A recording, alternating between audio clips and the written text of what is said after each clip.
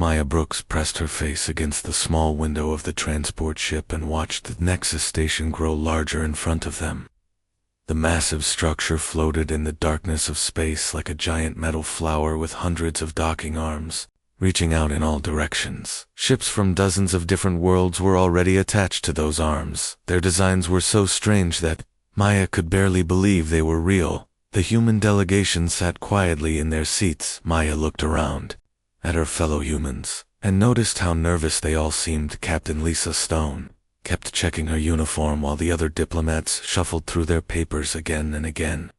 Maya was the youngest person on their team, and everyone kept reminding her that she was only there to observe and learn. The transport ship shuddered as it connected to one of the docking arms. A voice came over the speaker, telling them they could now leave the ship. Maya followed the others through a long corridor that led into the station. The air felt different here. It was clean and fresh, but there was something else mixed in, something that made her nose tingle. The first alien Maya saw was tall and thin with blue skin and 4 arms that wore a flowing robe that seemed to move on its own. The creature glanced at the human group with large golden eyes, then looked away, as if they were not worth its attention. Maya felt her heart beat faster, but she tried to keep her face calm. Captain Stone led them through wide hallways filled with beings Maya had only seen in pictures. The floor beneath their feet was made of some kind of crystal that glowed softly with each step. Strange music drifted through the air from speakers hidden in the walls. It sounded beautiful but alien in a way that made Maya feel very far from home. They passed a group of creatures that looked like walking trees. Their bark-covered skin rustled as they moved, and tiny lights flickered among what might have been leaves growing from their heads. One of them turned to watch the humans pass. Maya could not tell if it was curious or annoyed. The hallway opened into a vast central chamber that took Maya's breath away. The ceiling stretched up so high that she could barely see the top. Hundreds of different aliens filled the space. Some floated in the air, while others walked on the floor or climbed along the walls. The noise was incredible. Dozens of different languages mixed together, creating a sound like nothing Maya had ever heard. Captain Stone stopped their group near a large board covered with symbols. Maya could not read. Most of the other humans looked lost, but Captain Stone seemed to understand some of what was written. She pointed to one section and spoke quietly to her team. The meeting has not started yet, but already there are problems. The creature they called the Void, Leviathan, destroyed another star system. Just 2 days ago, the Vraxian Republic lost 3 colony worlds and millions of their people. Everyone is scared and angry. Maya listened carefully as Captain Stone explained what little they knew about the creature. It was huge, bigger than most moons, and it moved through space, destroying everything in its path. No one knew why it had awakened, or what it wanted. Military forces from every major civilization had tried to stop it, but their weapons seemed to make it stronger instead of weaker. A new sound cut through the noise of the chamber. It was a bell that rang with notes Maya felt in her bones rather than heard with her ears. The crowd of aliens began moving toward a large doorway at the far end of the chamber. The human delegation followed along, trying not to get separated in the crush of bodies. The meeting hall was even larger than the chamber they had just left. Seats were arranged in circular rows that rose up like a giant bowl. Representatives from different worlds sat in groups. Maya noticed that most species stayed with their own kind. The humans were given seats near the back where the newer civilizations were placed. Maya found herself sitting next to a being that looked almost human, except for the pointed ears and silver hair that seemed to glow with its own light. The creature wore robes of deep green fabric that shifted colors when the light hit them. Maya knew this had to be one of the elves she had read about in the briefing files. The elf turned toward Maya with eyes that were the color of spring leaves. She spoke in perfect English with a voice that sounded like music. "Your people are very young to be here at such a gathering." Maya was surprised that the elf was talking to her at all. Most of the other aliens had ignored the human delegation completely. She decided to be honest instead of trying to sound important. "We are young, but we want to help if we can." The elf smiled slightly and Maya noticed that her teeth were very white and perfectly straight. "I am Lirelei Moonwhisper, of the Sylvan Consortium. I have been a diplomat for more years than your entire species has known about space travel." Before Maya could respond, a new sound filled the hall. This was not a bell, but something deeper and more powerful that seemed to come from the very walls of the station. A figure appeared on a platform in the center of the hall. Maya could not tell what species it belonged to, but its voice reached every corner of the huge space. The creature they called the Void, Leviathan, had awakened from its 1,000-year sleep it had already destroyed 5 star systems, and was moving toward more populated areas. All attempts to communicate with it had failed. All military actions had only made it larger and more dangerous. Maya listened as speaker after speaker stood up to talk. Most of them seemed to be arguing about whose fault the situation was, or who should be in charge of fixing it. The reptilian delegates, with their scaled skin and sharp teeth, kept talking about massive military strikes. The floating jellyfish-like beings wanted to evacuate entire sectors of space. The tree creatures spoke in slow, deep voices about ancient prophecies that no one else seemed to understand. Lirelei leaned over to Maya again and whispered, "This is how it always goes. Every species thinks their way is the only way that will work. Meanwhile, the real problem gets worse." Maya watched the arguments continue and began to notice patterns in what people were saying. Most of the older civilizations wanted to use the same methods that had failed before. The military species wanted bigger weapons. The peaceful species wanted to run away. The ancient races talked about things that happened millions of years ago, as if they were still important. What struck Maya most was that no one seemed to be asking the right questions. Why had the creature awakened now? Why did it attack some places but not others? What did it actually want, if anything? Maya had learned in her diplomatic training that the most important part of solving any problem was understanding what was really happening. A new speaker took the platform. This was one of the reptilian delegates, and Maya could see immediately that this was someone important. The creature's scales were darker than the others, and she wore armor that looked both beautiful and deadly. Her voice carried clearly through the hall as she spoke. "I am Zerathik, of the hegemony of scales. We have faced this creature before, and we know that only force can stop it. My people volunteer to lead a combined fleet against the Void Leviathan. We will not run from this fight." Many of the delegates began talking at once. Some seemed to support Zerathik's plan, while others argued against it. Maya noticed that Lirelei looked troubled by what she was hearing. The elf's green eyes were focused on something far away, as if she was remembering something important. The arguments continued for hours. Maya began to feel tired from trying to follow all the different languages and translation devices. The air in the hall grew thick with tension as old enemies and rivals used the crisis as an excuse to settle old scores. Maya wondered if anything useful would come from this gathering. Finally, the session ended for the day.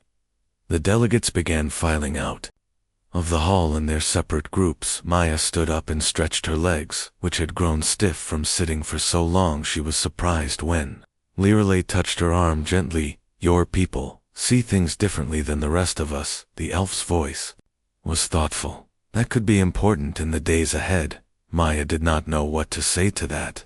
She watched as Lirelei walked away with the other elven delegates, then followed her own group back through the corridors of the station. As they walked, Captain Stone spoke quietly to the team. "Tomorrow, the real negotiations begin. Everyone expects this to be solved by military force or mass evacuation, but I think there might be another way. We just need to figure out what that is." Maya nodded, but her mind was already working on the problem. She thought about what Lirelei had said about seeing things differently. Maybe being young and inexperienced was not always a disadvantage. Maybe sometimes it took fresh eyes to see what everyone else was missing. That night, as Maya lay in her small quarters aboard the human ship, she stared out at the stars and thought about the creature that was destroying worlds. Somewhere out there, everyone called it a monster, but Maya wondered if there might be more to the story than anyone knew. The second day of meetings started with even more arguments than the first. Maya followed Captain Stone and the other humans into the Great Hall, where hundreds of delegates were already gathered. The noise level was much higher than before, and Maya could feel the tension in the air, like electricity before a storm. She took her seat and noticed that Lirelei was already in her place among the elven delegation. The green-eyed diplomat caught Maya's attention and gave her a small nod. Maya felt a little better knowing that at least one person in this huge gathering seemed friendly toward humans. The reptilian warrior Zerathik was standing near the center platform talking with other military leaders from different species. Her dark scales caught the light as she moved, and Maya could see that she was not happy with whatever they were discussing. Zerathik's voice carried across the hall, even though she was trying to speak quietly. We cannot wait any longer while this creature destroys more worlds. Every moment we waste in talk costs lives. My fleet is ready to move on. Old alien with gray skin and too many eyes shuffled forward to respond. Your people always think weapons are the answer, but this creature grows stronger. When attacked, we need a different approach. Maya watched as Zerathik's eyes flashed with anger. The reptilian's hand moved toward the weapon at her side, but she controlled herself. Maya admired that kind of self-control even when she disagreed with someone's ideas. The formal session began, with reports from scout ships that had been tracking the Void Leviathan. The news was not good. The creature had moved faster than expected, and was now only 3 days away from the Kepler system, where 12 billion people lived on 6 different worlds. Maya listened carefully as the scouts described what they had seen. The creature was enormous beyond anything in their experience. It moved through space without any visible means of propulsion, and seemed to bend reality around itself. Ships that got too close simply vanished, as if they had never existed. One scout reported something that made Maya lean forward in her seat. The creature had paused near an uninhabited system for several hours. It did not attack the empty worlds, but seemed to be studying them. When the scout ship approached to get a better look, the creature had moved away without showing any aggression. Maya found this detail very interesting. Why would a mindless destroyer pause to study empty planets? That did not sound like the behavior of a simple monster. She made a mental note to ask about this later, if she got the chance. The morning session ended with no agreement on what to do next. The older civilizations wanted to follow ancient protocols. The military species wanted immediate action. The peaceful races wanted to evacuate everything in the creature's path. Maya felt frustrated by how much time was being wasted on politics when lives were at stake. During the break, Maya decided to explore more of the station. She had noticed several libraries and research centers that might have information about similar creatures from the past. Captain Stone had given the team permission to split up and gather intelligence from different sources. Maya was walking through a corridor lined with data terminals when she heard familiar voices coming from a side passage. She recognized Lirelei's musical tone and Zerathik's deeper growl. The two aliens seemed to be having an intense discussion. Maya hesitated for a moment, then decided to approach them. She found Lirelei and Zerathik standing near a large window that looked out into space. They both turned when they heard her footsteps. Hope I am not interrupting," Maya said carefully. She was not sure if she was welcome in their conversation. Lei smiled and gestured for Maya to join them. Not at all. We were just discussing the same problems that everyone else is arguing about, but getting nowhere. Studied Maya with intelligent yellow eyes. Your species is very new to galactic politics. What do humans think should be done about this crisis? Maya was surprised by the direct question. She had expected to be dismissed as too inexperienced to have useful opinions instead. Both aliens seemed genuinely interested in what she had to say. I think we are asking the wrong questions, Maya said slowly. Everyone wants to know how to stop the creature, but no one is asking why it woke up, or what it wants. Maybe if we understood its motivations we could find a better solution than just fighting or running. Lirelei nodded thoughtfully. That is an interesting perspective. My people have legends about cosmic guardians that test younger civilizations, but most consider those to be Miss Zerathik's expression was skeptical. Warriors do not have time for myths and legends. when something attacks, you must fight back or die. That is the way of the universe. Maya could see that these two came from very different cultures, but she sensed that both were intelligent and reasonable beings. Maybe their different perspectives could be combined into something stronger than either approach alone. What if both of you are right? Maya suggested. What if this creature is some kind of test but also a real threat? The military approach has not worked because we do not understand what we are fighting. Maybe we need to learn more before we act. The three of them talked for over an hour. Maya was amazed by how much Lirelei knew about ancient galactic history. The elf had access to records that went back millions of years and had studied dozens of previous crises. Zarathic knew military tactics and had personally fought in several wars that had saved entire civilizations despite their differences. Maya found that she liked both aliens. Lirelei was thoughtful and wise, while Zarathic was brave and direct. They both cared deeply about protecting innocent lives, even if they disagreed about the best methods. As they talked, Maya began to share some of her observations about the creature's behavior. She mentioned the scout report about the creature studying empty planets and asked if either of them had heard similar accounts. Lirelei's eyes widened. As she listened, there were 3 other reports like that, but they were buried in the data files. Most delegates did not think they were. Importanzaroth was more interested in the tactical implications. If the creature is studying things, rather than just destroying them, that suggests intelligence. We might be able to predict its movements. Maya felt excited by this discovery. If they could work together and combine their different knowledge and skills, they might be able to understand the creature better than anyone else at the gathering. She suggested that they meet regularly to share information and ideas.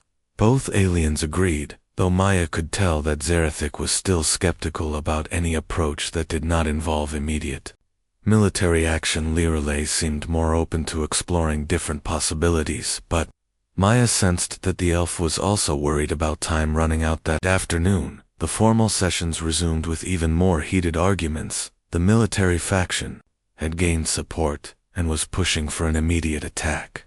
Several species had offered ships and weapons for a combined fleet. Others wanted more time to evacuate potential targets. Maya sat with the human delegation, but found herself looking toward Lirelei and Zarathic more often. The 3 of them had agreed to meet that evening to continue their discussion. She hoped they could make more progress than the official gatherings.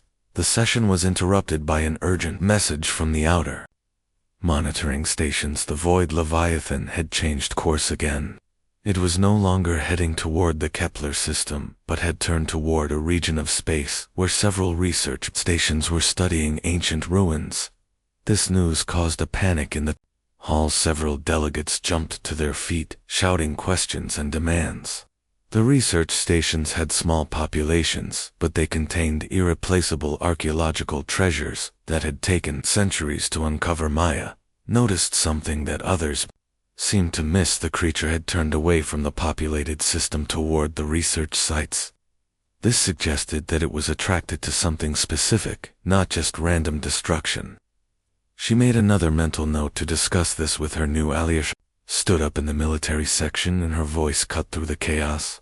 My fleet can reach those research stations before the creature arrives. We can evacuate the personnel and defend the site. Several other military leaders agreed and began making plans for an immediate deployment. Maya could see that Lirelei looked troubled by this development.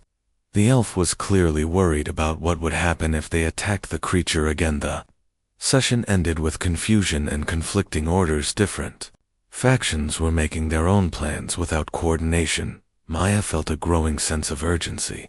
They needed to understand the creature soon, or the military response would make everything worse. That evening Maya met Lirelei and Zarathic in a quiet observation lounge, away from the main gathering areas. They had agreed to share everything they knew and try to piece together a complete picture of what was happening. Lirelei brought ancient texts from her people's archives that mentioned cosmic entities with similar descriptions. Zarathic had tactical analyses of the creature's movements and capabilities. Maya contributed her observations about the creature's seemingly selective behavior as they worked together. Maya began to feel something. She had not expected she was starting to trust these aliens and consider them friends. It was strange to think that beings from completely different worlds could understand each other so well. But she also knew that time was running out. The military fleets were already launching, and would reach the research stations within 2 days. If their theory about the creature being some kind of test was correct, then attacking it would be the worst possible mistake. They had less than 48 hours to figure out the truth, and convince the rest of the galaxy to listen to them. The alarm bells throughout Nexus Station created a sound that hurt Maya's ears. She ran through the corridors, following emergency lights toward the command center, where Captain Stone had ordered all humans to gather. The station was in chaos, as delegates from hundreds of worlds tried to get information about what was happening. Maya burst through the doors of the command center and found Captain Stone standing in front of a massive display screen. The image showed a section of space that looked wrong. Somehow reality itself seemed to be bending and twisting around something so large that Maya's mind could barely process what she was seeing. The Void Leviathan had arrived at the research stations much faster than anyone had predicted.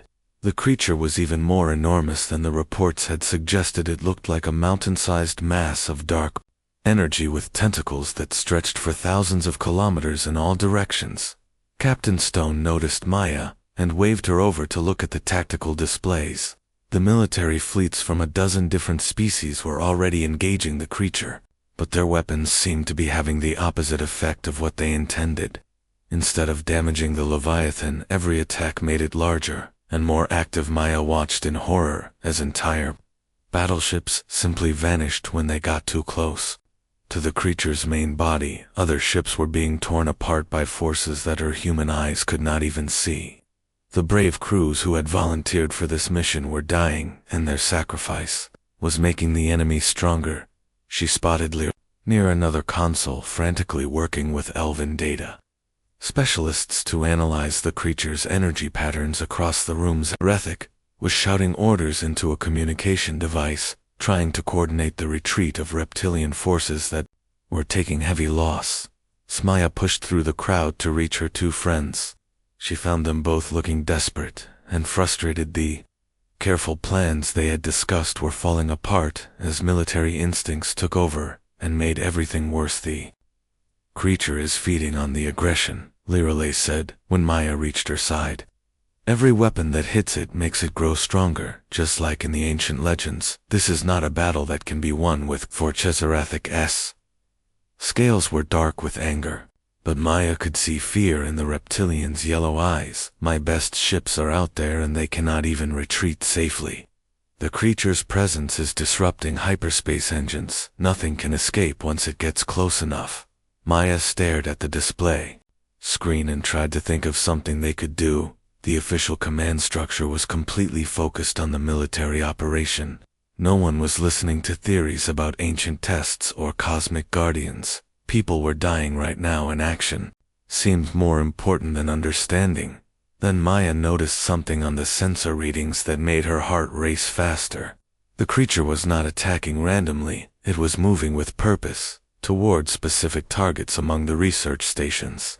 And those targets all had something in common. Lirale, look at this. Maya pointed to the tactical display. The stations it attacked first all contain artifacts from the same time period, about 3 million years ago. The creature is not just destroying things, it is looking for something specific. Lirale's green eyes widened as she studied the data. Maya was right. The creature had ignored several stations with valuable research but destroyed others that contained artifacts from a very specific era in galactic history. It was being selective in a way that suggested intelligence and purpose. Heretic moved closer to see what they were looking at.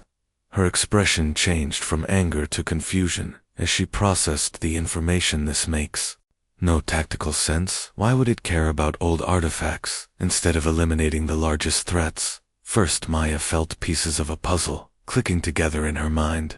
The creature had awakened after 1,000 years of sleep. It was attracted to artifacts from 3 million years ago. It grew stronger when attacked, but seemed curious about things rather than simply destructive. What If the creature is looking for something from its own time period, Maya said quickly, what if it is trying to find others, like itself, or some kind of message left behind before either of her friends could respond?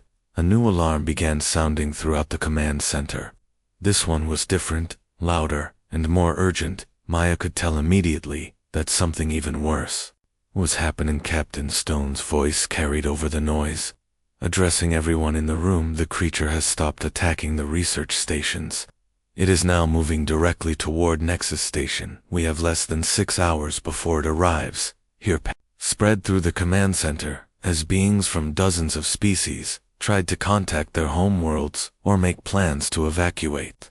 Maya felt her stomach clench with fear, but also with determination. If the creature was coming here, then this might be their only chance to try a different approach. She turned to Lirelei and Zarathik, and saw her own thoughts reflected in their faces. They had talked about understanding the creature, instead of fighting it, but now they would have to put their theories to the test with their own lives at stake. Captain Stone was organizing the evacuation of non-essential personnel, but Maya knew that running away would not solve anything. If their theory was correct, then the creature would keep pursuing civilizations until someone finally understood what it wanted. Maya made a decision that surprised even herself. She walked up to Captain Stone and spoke loudly enough for everyone nearby to hear. I volunteer to take a shuttle toward the creature. An attempt to establish communication. The command center fell silent as dozens of different species turned to stare at the young human, who had just suggested something that sounded like suicide. Captain Stone's expression showed both pride and terror as she realized what Maya was proposing. Maya, you do not have authorization for that kind of mission, Captain Stone said carefully. And we have no idea if the creature can even communicate in any way. We would understand. Maya felt Lirelei and Zarathik moved to stand beside her, showing their support for her crazy plan. She drew strength from their presence and spoke with more confidence than she actually felt. The creature responded differently when it was not being attacked. It studied things instead of destroying them immediately. That suggests intelligence. If there is any chance of communication, then someone has to try before more people. Zarathik stepped forward, and her voice carried the authority of someone who had commanded warships in battle. I will pilot the shuttle for this mission. My people do not abandon allies when they face danger. Lirelei nodded firmly. I have studied the ancient texts longer than anyone here. If this creature is connected to the cosmic guardians from our legends, then my knowledge might be essential for successful communication. Captain Stone looked around the command center, and Maya could see her calculating odds and weighing options. The military approach had failed completely. Evacuation would only delay the problem. The creature was too powerful to be stopped by conventional means. After what felt like an eternity, Captain Stone gave a single, sharp nod.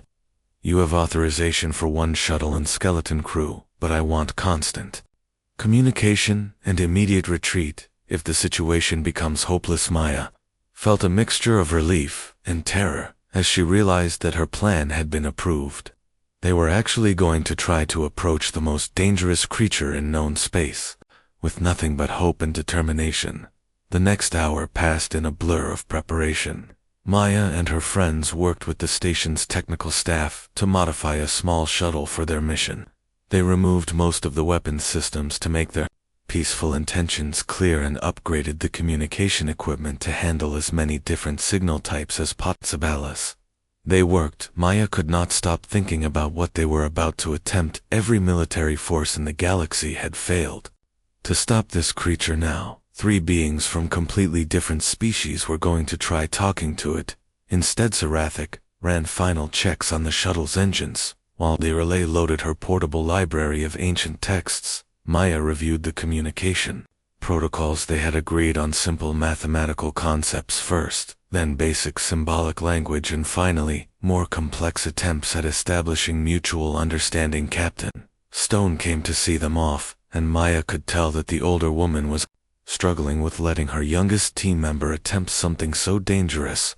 But they both knew that conventional approaches had run out of options. Remember, That your mission is to gather information, not to sacrifice yourselves, Captain Stone said firmly. If you can establish any kind of communication, that would be valuable, but do not take unnecessary risks.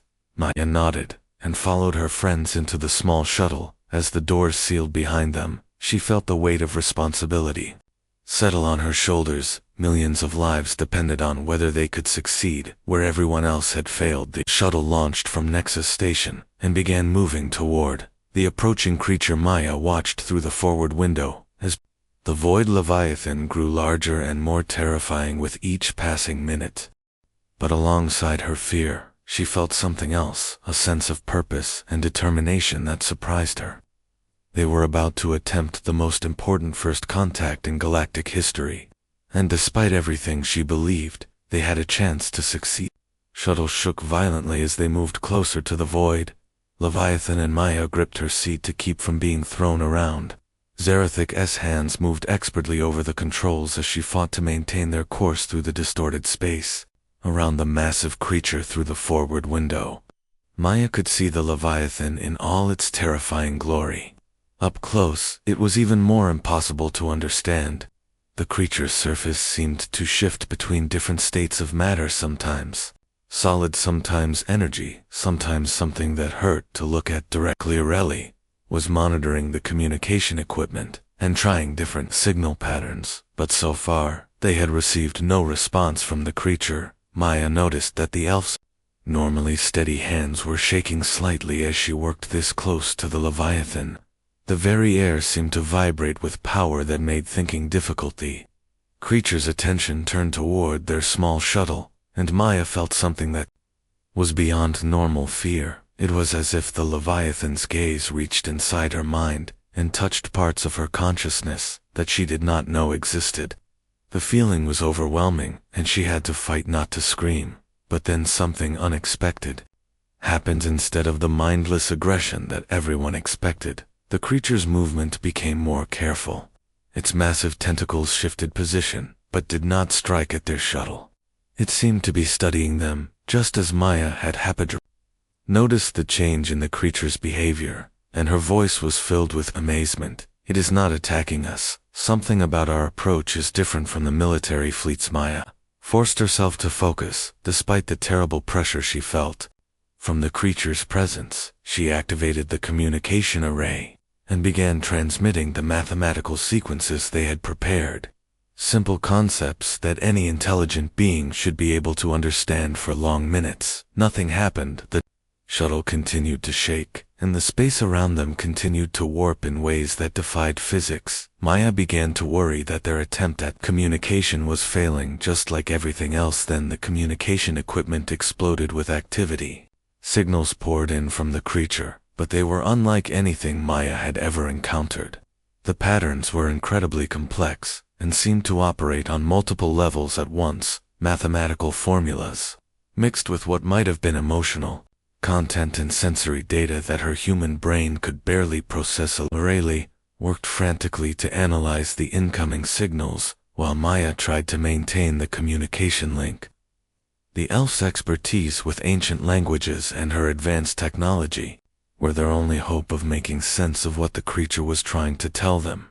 After what felt like hours but was probably only minutes, Reli looked up from her console with an expression of wonder and terror. The creature is not just intelligent, Maya, it is ancient beyond anything we imagined, and it is trying to teach us something. The signals from the Leviathan began to form patterns that Maya could understand. Images flooded into their communication system, showing the history of the galaxy.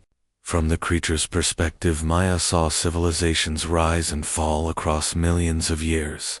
Some grew wise and peaceful, while others became aggressive and destructive. But the most shocking revelation was what happened to the aggressive civilizations. Maya watched in horror as the creature approached them, just as it was approaching the current galactic community. Those civilizations that responded with fear and violence were systematically destroyed, while those that approached with curiosity and wisdom were allowed to continue developing. The creature is a test, Reli whispered. It has been awakening periodically for millions of years to evaluate how mature each generation of spacefaring species has become. Those who fail the test are removed to make room for others. To try, Maya felt her understanding of the situation flip completely the void. Leviathan was not a random destroyer or an invading enemy. It was a guardian left behind by some incredibly advanced civilization to ensure that only truly evolved species survived to influence the galaxy. Had been listening to their conversation, and her warrior's instincts were clearly struggling with this new information. You are saying that all my people's military traditions, all our concepts of honor and battle are exactly what this creature sees as primitive behavior. Maya nodded slowly. That seems to be exactly what it means. The creature grows stronger when attacked because aggression and fear are the signs it looks for to identify civilizations that are not ready for true galactic citizenship. The communication from the Leviathan continued, and Maya began to understand more details about the test. The creature evaluated not just military responses, but how different species worked together in crisis situations. It was observing their cooperation, their willingness to try new approaches, and their ability to overcome instinctive fears. Most importantly, the creature was looking for evidence that the current galactic civilization could produce individuals willing to risk everything for understanding, rather than destruction. It wanted to see if anyone would approach it with genuine curiosity. Instead of weapons, Maya realized that she and her friends were not just trying to communicate with the creature, they were actually taking the test right now. Their willingness to work together across species lines, their choice to seek understanding instead of fighting, and their courage in approaching the unknown were all being evaluated. The pressure in Maya's mind increased as the creature focused more attention on their shuttle. She could feel it examining her thoughts and motivations in ways that made her feel completely exposed. Every fear, every doubt, every moment of courage was being analyzed by an intelligence that was older than her entire species. But Maya also began to sense something else from the creature beneath. Its cosmic power and ancient wisdom. There was something that might have been loneliness. The Leviathan had been performing its duty for millions of years, watching civilizations rise and fall, always hoping that one generation would finally pass the test. Larry gasped as new information flooded through the communication link. The creature was showing them the location of other tests throughout the galaxy. Different cosmic guardians evaluated different aspects of civilizational maturity. There were tests for technological wisdom, environmental stewardship, social justice, and many other qualities that Maya could not even understand. The current test was specifically about the response to unknown threats. It measured whether species could overcome their primitive fight or flight instincts when faced with something beyond their understanding. Most civilizations failed this test because they could not resist the urge to attack what they feared. Maya looked at her two companions and saw her own thoughts reflected in their faces. They understood now that the fate of not just their own species, but the entire current galactic civilization depended on how they handled the next few minutes. Earthek spoke first, and her voice was steady, despite the incredible pressure they were all feeling. My people have always believed that courage meant being willing to fight any enemy, but maybe true courage means being willing to trust instead of destroy. Lorele nodded and began working with her ancient texts to find the proper response protocols from the legends of her people. The elven texts contained references to cosmic guardians that matched what they were experiencing, but the specifics of how to pass the test were not clear. Maya made a decision that would change everything. She opened a direct communication channel to the creature and spoke, not through mathematical formulas or symbolic languages, but with simple, honest words. We understand what you are and why you are here. We know that our civilizations have been too focused on fear and conflict. We want to learn how to do better. We want to prove that we can grow beyond our primitive instincts. The response from the Leviathan was immediate and overwhelming. The creature's attention focused completely on Maya, and she felt her consciousness expand in ways that should have been impossible. She could see the galaxy from the creature's perspective, spanning millions of years and countless civilizations. But she also felt the creature's surprise.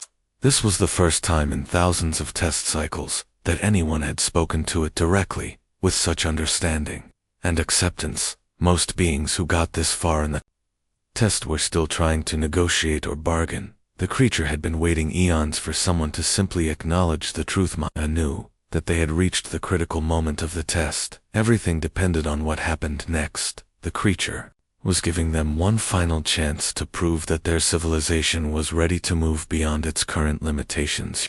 She looked at Lirelei and Zarathic and saw that they understood they had to make a choice that would affect the future of trillions of beings throughout the galaxy, and they had to make it together. Maya stood up from her seat in the shuttle and looked at her two companions with determination in her eyes. She had made a decision that would either save their civilization or end her life, but she knew it was the right choice. "I have to go out there alone," she said quietly. "The creature needs to see that at least one being can approach it without fear or weapons. It needs proof that we have evolved beyond our primitive survival." In Sinxarath, scales darkened with alarm, and she moved to block Maya's path to the airlock. "That is suicide, Maya. No protective suit can shield you from the forces around that creature." Lorelli's green eyes were wide with understanding and terror combined. She had studied the ancient texts long enough to know what Maya was proposing. The legends spoke of individuals who made ultimate sacrifices to prove their civilization's worthiness. Maya gently but firmly moved past Zarathic toward the equipment lockers. The standard spacesuit would provide basic life support, but she knew it would offer no real protection against the cosmic energies surrounding the Leviathan. She was about to trust her life completely to the hope that the creature would not harm someone approaching it with pure intent. "Wait," Lirelei said suddenly. "If you are going to do this, then do it properly." She reached into her pack and pulled out a small crystal pendant.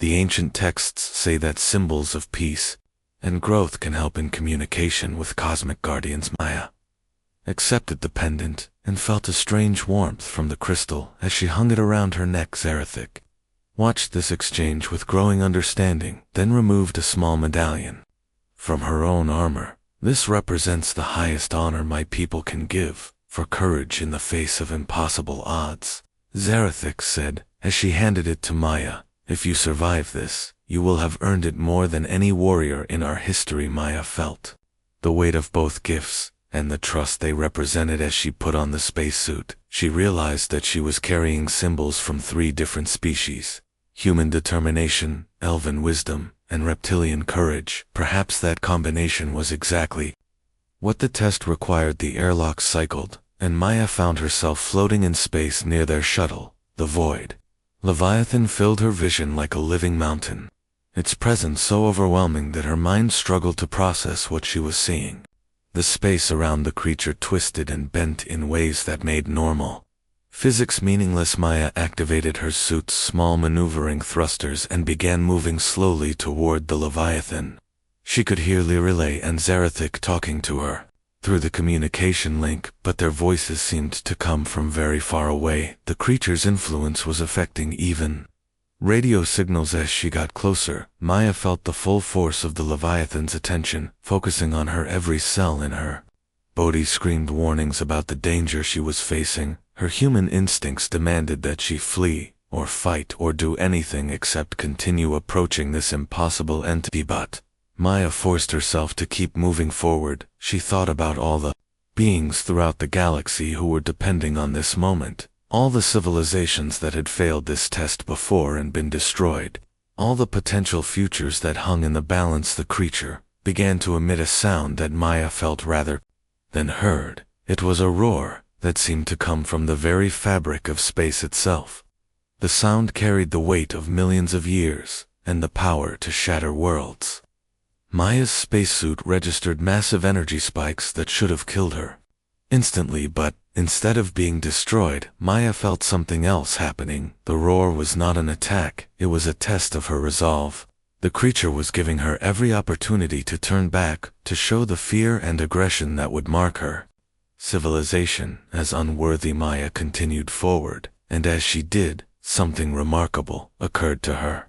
She began to understand what the creature truly was beneath its terrifying exterior. It was not a monster or a destroyer. It was a guardian that had been alone for eons, carrying out a duty that required it to destroy civilizations. It might have preferred to help. The loneliness Maya sensed from the creature was overwhelming. It had watched countless species rise and fall, always hoping that one would finally understand, always disappointed when they chose violence over wisdom. The creature was not evil. It was tragically alone in its cosmic responsibility. Maya was now close enough to the Leviathan that she could see details in its impossible structure. Patterns of energy flowed across its surface that might have been writing or art or something beyond human understanding. The creature's attention was completely focused on her, and she could feel it analyzing every aspect of her presence. This was the moment that would determine everything. Maya knew that her next action would be evaluated, not just as an individual choice, but as representative of her entire civilization's potential. The creature was waiting to see how humanity, and by extension the current galactic community, would respond to the ultimate test. Maya could have tried to communicate through technology or symbols. She could have attempted to negotiate or demonstrate her species' achievements. Instead, she did something that surprised even herself. She smiled. It was not a confident smile or a brave smile, but something much more genuine.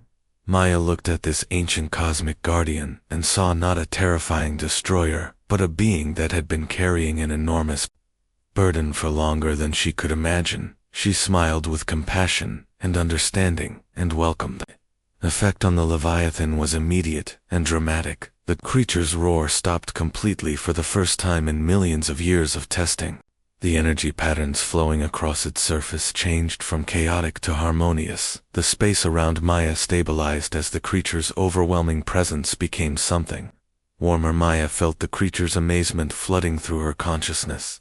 No being in all its eons of testing had ever responded to its terrifying presence with such simple human kindness. The smile represented everything. The test was designed to find compassion over fear, understanding over aggression, trust over suspicion.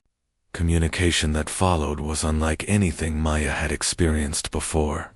The creature did not speak in words or images, but directly shared its knowledge and feelings. Maya understood in an instant the full history of the Cosmic Guardians, the purposes they served, and the tests they administered. More importantly, she felt the creature's gratitude for finally being seen as something more than a monster.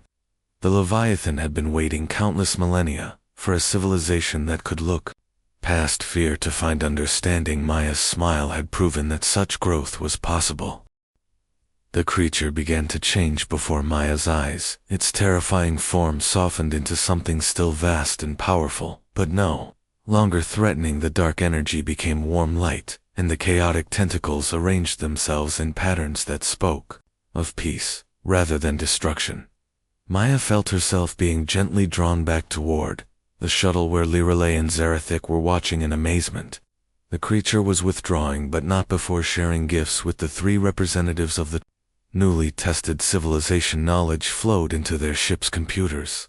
Star charts showing wonders beyond imagination, technologies that could benefit all species, and, most importantly, the locations of other cosmic guardians who tested different aspects of civilizational maturity. The current galactic community had passed its first test, and could now begin preparing for the others. As Maya was brought safely back to the shuttle, she felt fundamentally changed by the experience. She understood now that her species, and all the others in their galactic community, were still very young in cosmic terms, but they had proven they could grow beyond their primitive instincts when it truly mattered. Lirelei helped Maya back into the shuttle with tears in her ancient eyes. "You have done something that will be remembered for millions of years," she said softly.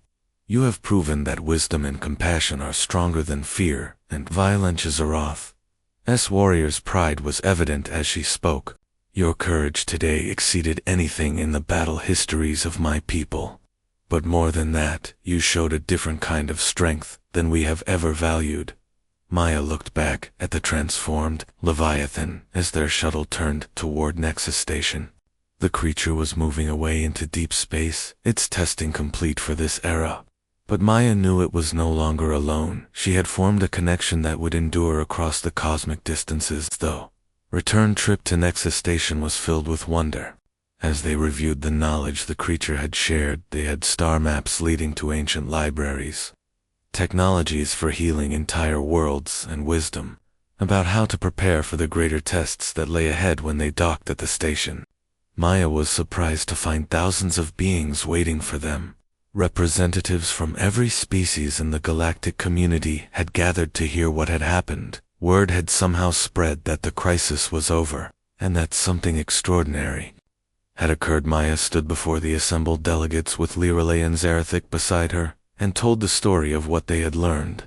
The creature had not been an enemy but a teacher. The test had been about growth, not destruction, and their civilization had passed by, choosing understanding over fear. The impact of Maya's words rippled through the galactic community. In the days that followed, old conflicts began to seem petty compared to the cosmic perspective. They had gained species that had been enemies for centuries started working together to prepare for the greater tests ahead. Maya found herself at the center of a new kind of diplomacy, one based on the lessons learned from the Leviathan encounter. Her friendship with Lirelei and Zarathic became the model for a new form of interspecies cooperation built on mutual respect and shared purpose. But most importantly, Maya never forgot the feeling of that moment when she had smiled at the cosmic guardian and felt its loneliness transform into hope. She had learned that the greatest courage was not the willingness to fight, but the willingness to trust, and that sometimes the most powerful weapon was simple, human kindness.